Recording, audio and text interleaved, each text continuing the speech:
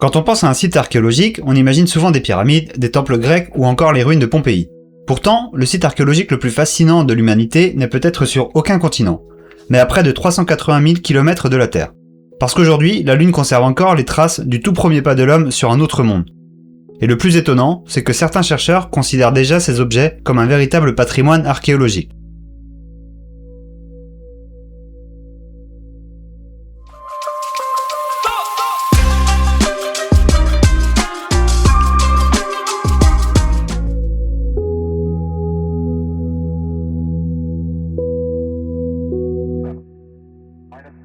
Le 20 juillet 1969, Apollo 11 se pose dans la mer de la Tranquillité. Neil Armstrong descend, puis Buzz Aldrin.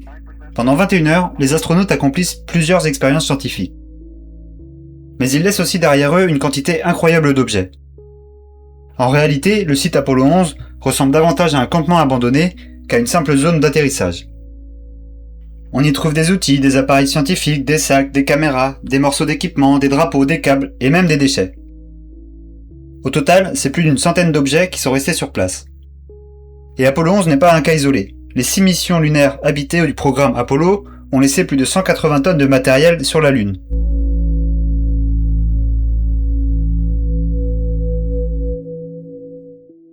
Sur Terre, les objets disparaissent. Ils rouillent, ils sont emportés par le vent, la pluie, les animaux, les humains, mais sur la Lune, rien de tout ça. Pas d'atmosphère, pas de pluie, pas de vent, pas de bactéries. Les traces de pas d'Armstrong et d'Aldrin sont donc toujours visibles.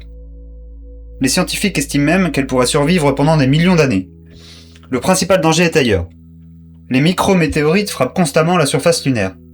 Petit à petit, elles effacent lentement les reliefs, mais ce processus est extrêmement lent.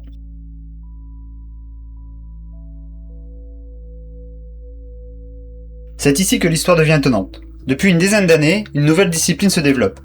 Elle s'appelle l'archéologie spatiale. Son objectif n'est pas de fouiller la Lune avec une pelle, mais d'étudier les vestiges laissés par les missions spatiales, comme n'importe quel site archéologique. Les chercheurs analysent l'organisation des déchets, leurs déplacements, les photographies d'époque et les images satellites actuelles. Parmi les pionniers de cette discipline figure l'archéologue américaine Alice Gorman, qui travaille sur les vestiges de l'exploration spatiale, ainsi que Beth Laura O'Leary, à l'origine de travaux majeurs visant à faire reconnaître les sites d'Apollo comme patrimoine historique. Le but ? Comprendre comment les humains ont vécu, travaillé et interagi lors de leurs premières explorations d'un autre monde. Exactement comme on le ferait pour un campement préhistorique.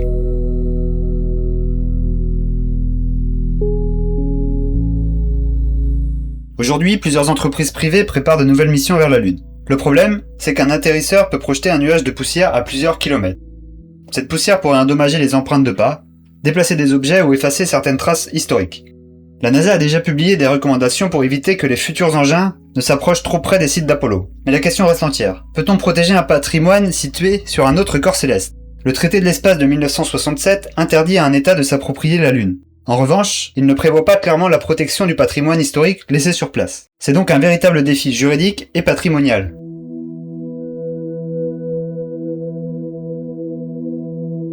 L'archéologie ne consiste pas seulement à étudier des objets anciens, elle cherche avant tout à comprendre les sociétés humaines à travers les traces qu'elles laissent.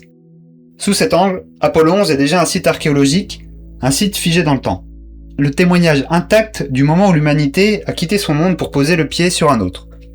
Et peut-être que dans 1000 ans, des archéologues étudieront les missions d'Apollo, comme nous étudions aujourd'hui les premiers villages néolithiques. Avec une différence, cette fois, il faudra traverser l'espace pour aller les fouiller. Merci d'avoir regardé cette vidéo, si elle vous a plu, pensez à laisser un like, à vous abonner et à partager.